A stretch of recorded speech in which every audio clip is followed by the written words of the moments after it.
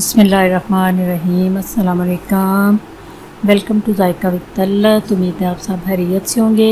आज मैं आपको कलेजी वॉश करने का तरीका बताने लगी हूँ। इस तरीके से आपने कलेजी जब वॉश करनी है तो बिल्कुल भी आपकी कलेजी सख्त नहीं बनेगी और न ही इसमें ब्लड रहेगा। तो आप इसको ज़रा नोट करना।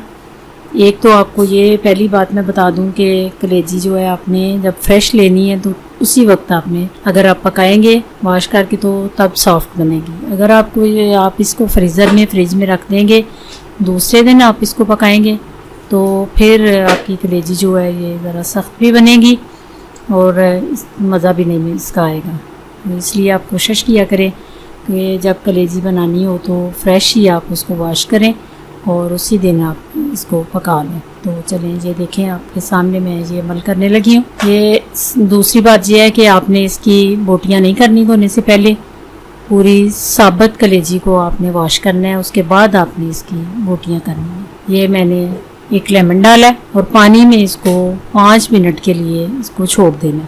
एक लेमन डाल के तो 5 मिनट के लिए इसको मैं छोड़ रही हूँ। इसके बाद ये देखें आपके सामने काफ़ी ज़्यादा इसका ब्लड आ गया है। इसको अब मैं निकालूंगी तो दोबारा साफ़ पानी डाल रही हूँ। दोबारा लेमन डालने की ज़रूरत नहीं है। तो फिर इसको 5 मिनट के लिए छोड़ूंगी। अगर आपके पास टाइम है तो ये छोड़ेंगे तो ब्लड निकलता जाएगा और बिल्कुल भी स्मेल और नहीं रहेगी इसमें। ये देखें कितना ज़्यादा ब्लड है। ये 5 मिनट के बाद फिर ब्लड निकला है।